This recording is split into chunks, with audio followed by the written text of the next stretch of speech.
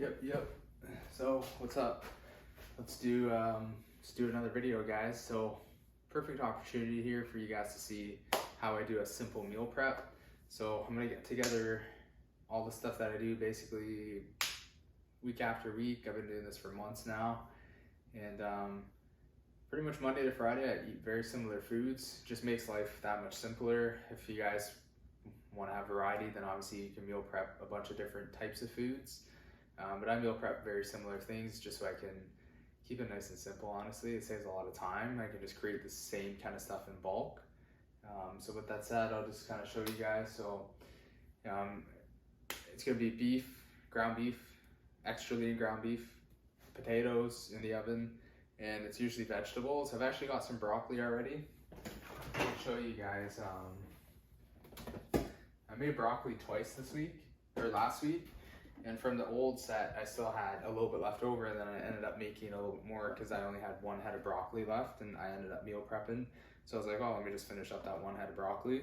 So I should have enough veg, honestly, for a few days. And today's Sunday, so I meal prep typically Sunday and either Wednesday or Thursday. So even if I run out of veg for a day or so, like, it's not the biggest deal. I'll at least have some for a day. Actually, sorry, I forgot what I'm gonna do. So I won't make any more. Broccoli.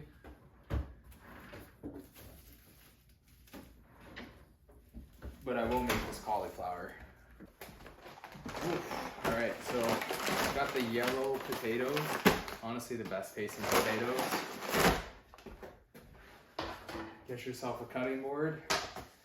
Guys, I'll quickly show you how I do this. Potato peeler. Nice, decent size, nice to cube it.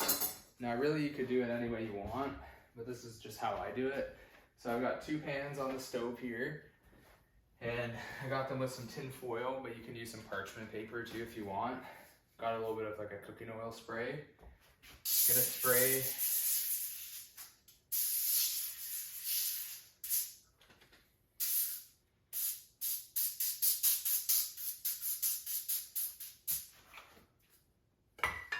It's a really weird spray. It sprays almost like out as like a liquid. It's kind of annoying. So guys, there's a bit of a trick to potatoes. So basically I'll show you how I do one, and then I'm just gonna do this for all of them. So I take a potato, right? Give it a nice little wash. And then, let me fix this angle.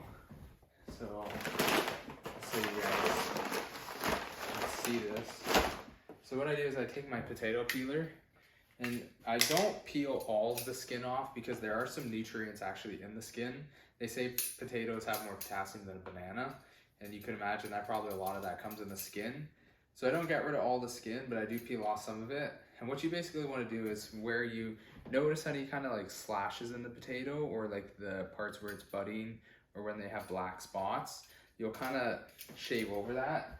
And once you do that, you'll notice that sometimes the potatoes are black like underneath. So I'll keep shaving until that black part is gone, and then that section of the potato is now good, because for whatever reason that part was, I guess, like rotted through. So you basically just clean up the potatoes and just get rid of those dark spots underneath the skin. And it's a mystery if you find them all, but once you start slicing them, if there was some that you didn't get, then you can kind of chop them off along the edges. Once you can actually see the potatoes diced up. I'm about to fall asleep right now, guys. Honestly, I just came off a night shift and I'm pretty exhausted. Like, it's now like in the evening, so I came off the night shift, took a nap, and just went and did some Mother's Day celebrations. But now I'm really trying to go to bed. But I gotta do my meal prep first because tomorrow's Monday and a new week starts, and I need meals. So you'll see, guys, that it's dark here. So I would just keep shaving this until this dark piece went away. So let me just, and then I just kind of do it around the rest of the potato, like I said, where there's kind of like slashes. Just clean it up a little bit so you're not eating those black spots of the potato.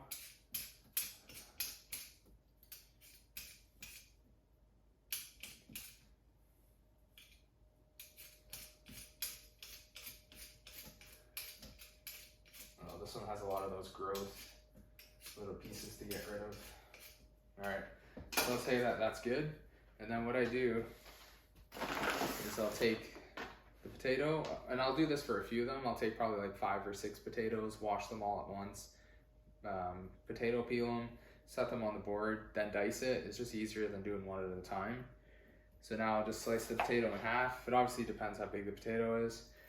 Slice it again, slice it again. I'm just getting it into big enough long pieces to where it's not going to be too thick once I start slicing it the other way, to then cube them up, if that makes sense. So if it was a lot smaller of a potato, I wouldn't have to slice it into as many long chunks, because I don't want to slice this one across like this, because then the pieces will be like very long still and kind of big.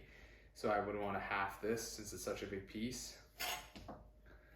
And then I can dice these along like this, because then each cube is like not too big of a slice of potato, if that makes sense. Or you could do whatever you want, honestly. And then honestly, guys, I cube this up.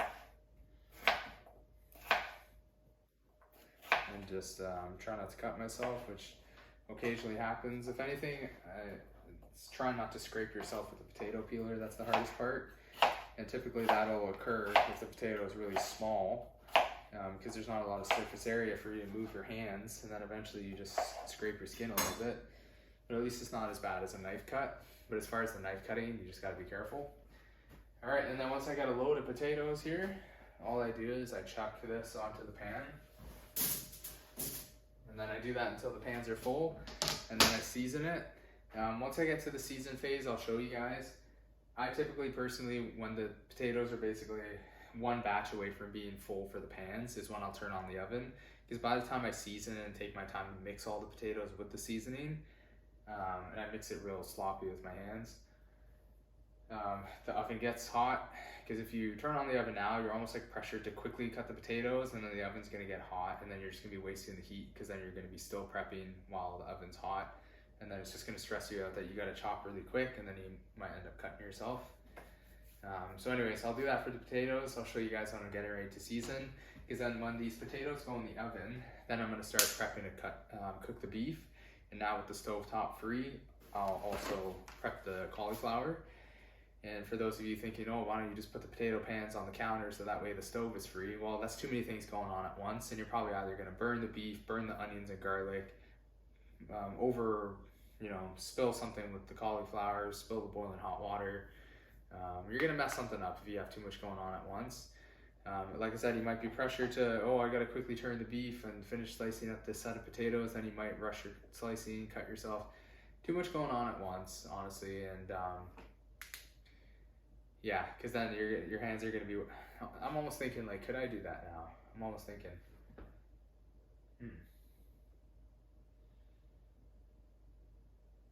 I feel like it would just be too much going on at once, because then you'd have the hot pan going for the ground beef, and then you'd have to season. Then yeah, it seems like too much going on at once. So let's just stick to the way that we do it.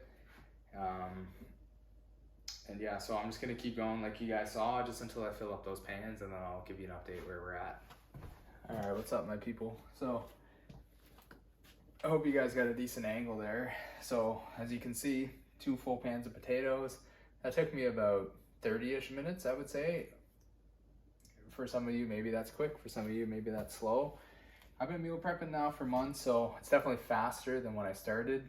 If you do something often enough, you just become better and better at it. So maybe one day I can shave off a little bit more time, the quicker I get at cutting. So I'm gonna season the potatoes now. Just got a little bit of iodized table salt. Just throw this fairly lightly over the potatoes. Make sure it's somewhat seasoned though. Okay, and obviously the seasonings are really up to you guys, whatever you want to use. Here's some black pepper. Now I do pride myself in these potatoes coming out pretty deliciously, so maybe it's worth noting what I season it with. And so a little bit of garlic powder here, good amount, just because I like very nice garlicky potatoes.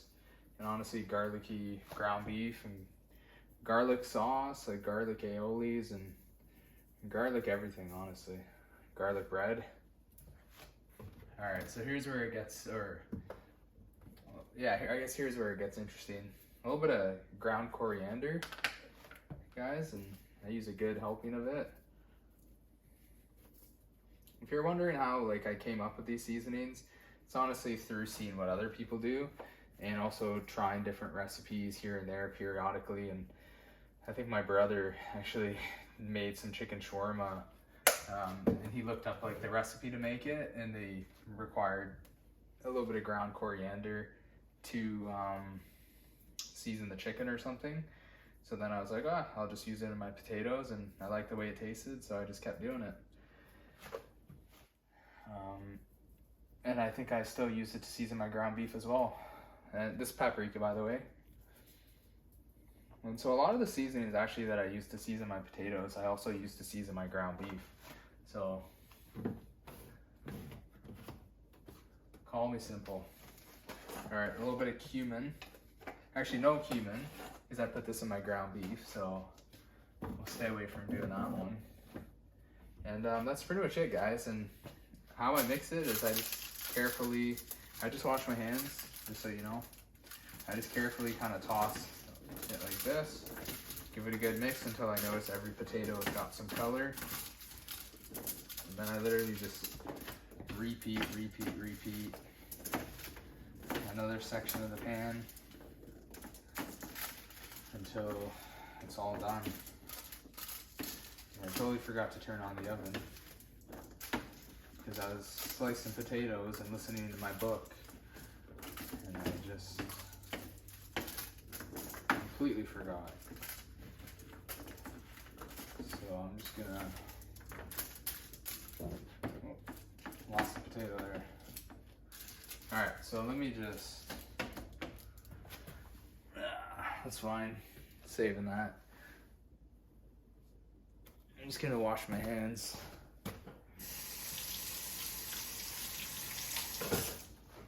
I'm gonna turn on the oven, and then, so I do these on 375, and I keep peeking at them until they're nice and like crispy. Typically takes around 40 to 45 minutes, just so you guys have a rough idea. And yeah, I'm just gonna keep going here, and then I'll show you guys the rest of the prep. So we continue to move on. So I'm gonna prep the cauliflower. I'll show you guys how I'm gonna do that. So I'm gonna get an even bigger knife. This is a serious one. And I'm gonna slice this bad boy in half. And you gotta be careful with cauliflower because like it gets pretty like crumbly. So what I'm gonna do is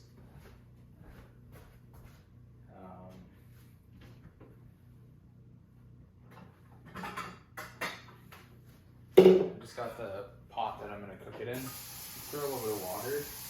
I'm kind of everywhere right now because I'm trying to show you guys what I'm doing. So I'm obviously like a little bit out of my routine in terms of I gotta think a little bit while I'm cooking, and then kind of throws off your process. But I would have typically had that ready to go, and I would have not forgotten to turn on the oven. So the potatoes would already be in the oven, so that space on the stove would be free. But my mind's just everywhere apparently because I'm focused on filming too. Alright, so I did that nice little slice, and as you guys saw, I just kind of sliced right into here, like a triangle, just to get rid of the stem. And now without making too much of a mess and crumbling up the cauliflower too much, I can just throw all this away. And now I can slice this down by a little bit. Now what I like to do with my cauliflower is actually boil it, and then I mash it up, and I make like cauliflower mash or like cauliflower rice. And my parents want me to leave a little bit just boiled, just like whole, not mashed. Because it gets kind of like, cauliflower is pretty like full of water, so it can get kind of soggy. But the thing is, if you strain it, or if you at least just, what I do is I boil it, strain out the water, just using the pot lid, mash it and let it sit for a little bit, and then a lot of the water seeps out of the cauliflower. Then if you strain it again, so you don't actually have to use like a full-on strainer, then it takes out a lot of that liquid, so it's not like soggy cauliflower, which is pretty gross. So yeah, same kind of deal, guys. I'm just gonna do this, give it a little wash.